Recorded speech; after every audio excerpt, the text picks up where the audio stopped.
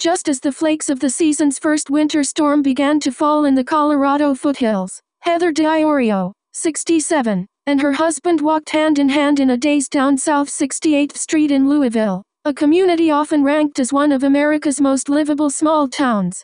They had just gone to inspect their home after one of Colorado's most destructive fires in history struck this week. "All I can say is we lived there 35 years and we lost everything," said Diioro's husband before emotion overwhelmed him.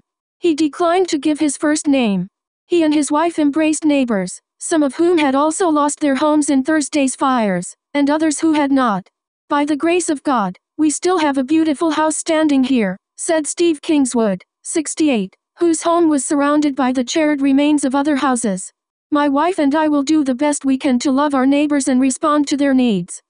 The fire burned in a mosaic fashion as the flames and 160 km/h winds combined to act like a blowtorch to some structures, while completely missing others, mainly in the towns of Louisville and Superior. The fire destroyed at least 500 structures, mostly homes, and moved so quickly that many fled on foot or as flames licked at their cars. More than 30,000 people fled or were evacuated to stay in local recreation centers.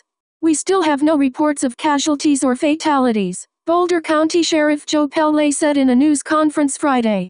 "That's awesome news, and given the events we had yesterday, that's pretty miraculous." Pelley and the Colorado Governor, Jared Polis, surveyed the fire damage from the air on Friday morning. Polis said President Joe Biden called him and expedited a major disaster declaration to speed up assistance to those who suffered losses in the fire. Bin Zhang, 59, and his wife emigrated from China and worked and saved to be able to live in the Louisville home they bought 2 years ago that is now burned to the foundation. "We enjoyed the neighborhood and open space," he said. "It was a peaceful place to live near a vibrant city like Boulder. The force of nature is beyond everyone's description.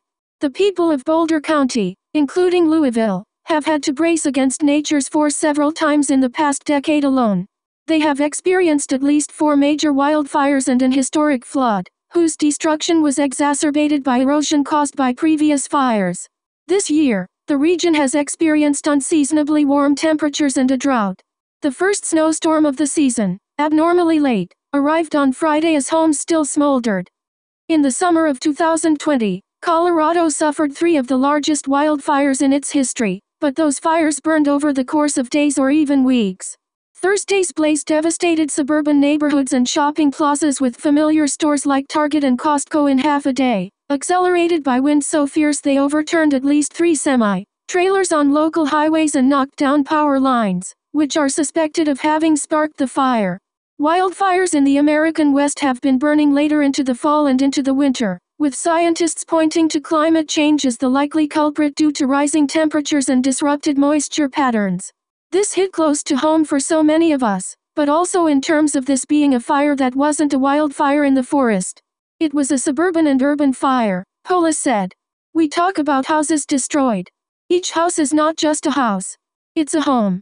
It's a sanctuary of comfort and a reservoir of memories." Throughout Louisville and Superior on Friday, yellow and black smoke rose through the air with at least one fire reigniting in Louisville.